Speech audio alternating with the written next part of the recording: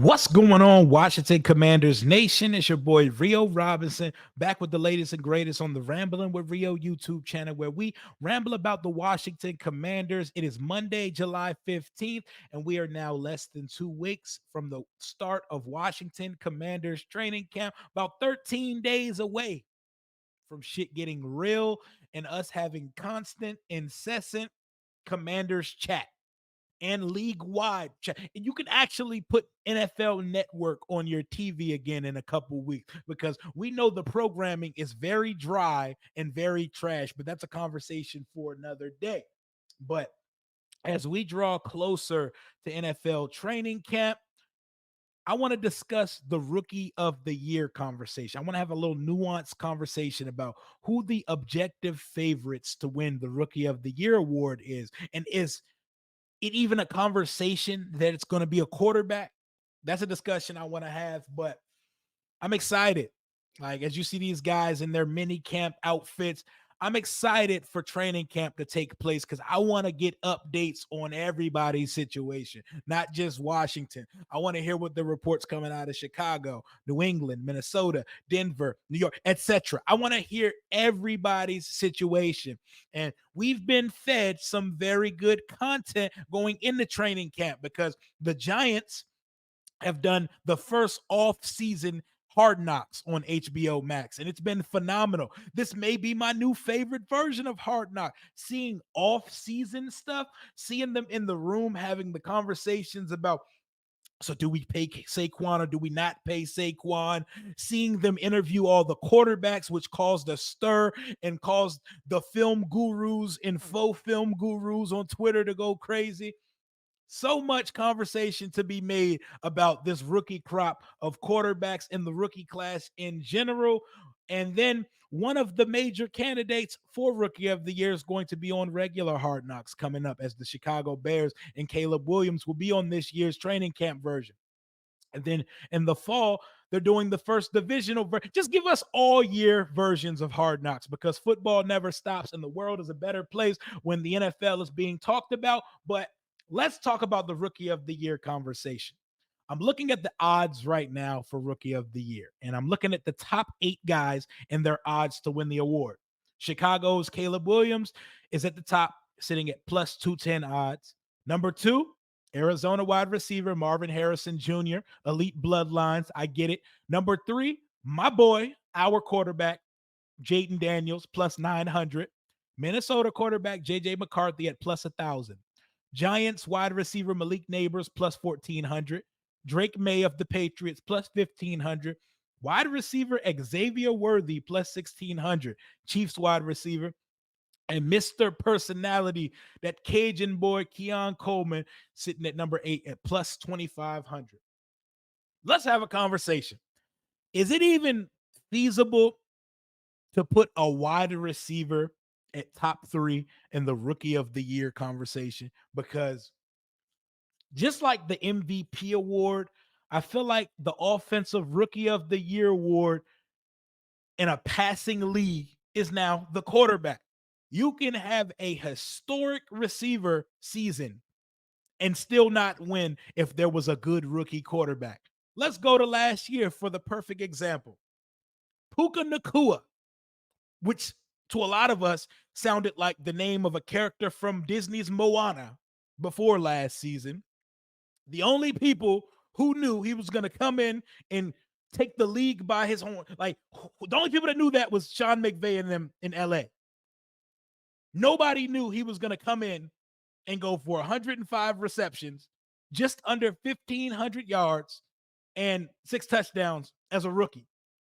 That is a historic wide receiver season. But you know why he didn't win Rookie of the Year? Because C.J. Stroud came in as a rookie quarterback and took the Texans from being the second worst team in the league to the playoffs in year 1. 10 wins in year 1. 4,100 yards and a TD to interception ratio of 23-5 in year 1. 100 quarterback rating in year 1. Unheard of things. CJ Stroud was so good last year that people thinks that that's going to be the norm going forward. Like, people think that that's what you should expect your quarterback to be doing in year one. Nothing about that was normal or regular. And it's in the history books for a reason. He won a playoff game in his rookie year. They beat the shit out of the Cleveland Browns in the first round of the playoff. I don't know what a playoff win feels like. They go from picking top three the last couple years to the playoffs. It makes you feel like anything is possible. Rookie coach, rookie quarterback, rookie offensive coordinator, and they just immediately take the league by storm. CJ Stroud just one of them. But it made Puka's rookie season feel like, what does a position other than quarterback have to do to win the rookie of the year, especially when there's a crowded crop of rookie quarterbacks? And I'm looking at this year's class. Jayden starting for us. Caleb starting for Chicago. Bo Nix starting for the Broncos. JJ McCarthy maybe starting for the Vikings, maybe not. Drake May probably not starting off rip, but 5 first round quarterbacks with a chance to play means as a receiver, you have to absolutely go ape shit, and that still may not win you the rookie of the year. What would it take for Marvin Harrison to win the rookie of the year? It would mean all the quarterbacks were trash, or he went for like 1,615 touchdowns in his rookie year. And while I think he's going to go nuts with Kyler Murray, I'm not sure in his rookie year he's going to do enough to supplant my top 3 candidates for this year's rookie of the year, starting with everyone's consensus favorite for rookie of the year, Caleb Williams, Chicago Bears. Caleb is not entering the normal number 1 overall predicament in Chi-Town. The Bears picked number 1 overall because they completed a trade with the Carolina Panthers in the 2023 draft, which awarded the Panthers Bryce Young. From that, the Bears got their number 1 receiver, DJ Moore, and their first round pick this year. The Bears had to make their draft count this year because they only had 4 draft picks because they used one of them for Keenan Allen. So after winning 7 games and being a couple games out of a wild card spot last year, the Bears have now added the best quarterback in the draft, a top 5 running back from last year, DeAndre Swift. Don't believe me? Go look up the numbers. He was like the 5th best running back in the league last year. They had a superstar, aging, but still a superstar, Keenan Allen, to pair with DJ Moore, and then to add an absolute wide receiver trifecta, they go Roma Dunze in the top 10 of the 2024 NFL draft. So they got potentially 3-star receivers, a really good starting running back, and possibly one of the better quarterback prospects in years in one off season. Not to mention, they added Montez Sweat last year, who has become a linchpin of their defense. They got to keep Jermaine Johnson. There is no excuse for Caleb Williams in the 2024 Chicago Bears, to the point where I don't think it's hyperbole or exaggeration to say Caleb is in the greatest situation a number 1 overall pick quarterback has ever been drafted into. If there's a better situation that existed, please inform me and enlighten me in the comments, because I'm not sure I've ever seen a guy come into the league with a better situation than this one. There is no room to wait. They are all in for right now in Chicago. There is no, y'all won 7 games with a running back playing quarterback for y'all last year. Justin Fields is either banged up or missing a read every other week, and they won 7 games last year, a couple games out of a wild card spot. Y'all have to be playoffs or bust immediately. So that's like the only disadvantage Caleb has there, is that unlike the other rookies who will be able to mature and grow into their responsibilities with the teams that drafted them, Caleb is expected to come in and get right to the shits in year 1. Playoffs or bust type shit. 9-win season at minimum type shit. And that's very lofty expectations to put on a guy as an amateur coming into the NFL. But if there's anyone built for it, I know Caleb Williams is definitely built for that. But There's no feasible option that you could put over Caleb as number one in the rookie of the year race. He has it laid out for him to go ape shit in year one. Will he? We shall see. And I'm excited to see the Chicago Bears on Hard Knocks because that shit's gonna be fun as hell. It's gonna be a lot of headlines coming from that because Caleb is a character and Caleb's not for everyone. He's very eccentric and he's very different from what we expect out of NFL quarterbacks. It's just gonna be a fun watch. But Caleb Williams easily number one in the power rankings of rookie of the year discussion. Number two, our boy, our guy, our quarterback, the number two overall pick in the 2024 NFL draft, Jayden Daniels, the dual threat slender man himself. I think Jayden is also very set up to succeed here in Washington. And I know for the casual fans or fans outside of the DMV, that probably sounds nuts because we won 4 games last year and because we allowed like 1,000 sacks last year. Just know that these are not your same Washington Commanders. From the top to the bottom of the organization, we got all fingerprints of Dan Snyder and Ron Rivera's impact on this team out of the building, and we've started anew. We started anew, and Jayden Daniels sits at the centerpiece of all the new that was brought here in DC. I feel like Jayden having the dual threat aspect to his game gives him an angle the other quarterbacks don't have because he can produce as much, if not more, than the other quarterbacks passing the ball, but he's also going to run for way more yards than them. He's going to probably have more rushing touchdowns than all the other guys. So he has a whole repertoire of he has a whole repertoire of weaponry these other guys don't have. There's going to be weeks where Jayden runs for over 100 yards and multiple touchdowns. But unlike Justin Fields, Jayden Daniels is going to win with his arm. Like the most impressive thing about Jayden through minicamp, OTAs, and the offseason process, that boy has a much better cannon on him than I thought. That boy got some whip to it. There's definitely some whip to his arm. I wasn't sure he had it based on what I saw in college, but what's been clear to me is that he didn't need to really show it in LSU because guys were running ass naked open all day in that offense for him. So he didn't really need to. But that boy's got some zip to him. That boy's got good touch, and his accuracy is out of this world. I'm not trying to exaggerate here. He looks as accurate as any quarterback I've seen here in since Kirk. He looks as accurate. He looks more accurate than every quarterback that's played here since Kirk. And yes, if you've been out to practices before, if you've been out to mini camps, if you've been out to OTAs, we've had quarterbacks come here that couldn't throw the ball in that goddamn net that they be throwing in practice. Jayden hitting the net in the rain. I've seen dudes have bad practices here. We don't need to keep talking about the names and the list of quarterbacks that's come here, but y'all know the guys I'm talking about when I say we got dudes at practice throwing the ball to Jesus, throwing the ball to the pearly gates, and throwing the ball over the net when they do that and throwing in the net shit. Jayden looks accurate, he looks poised, and it appears he has a full grasp of the entire offense already. All green lights, all green flags going into training camp. It means nothing if he comes out and stinks to join up in a couple weeks at training camp, or if he stinks it up in the preseason or when the lights get bright.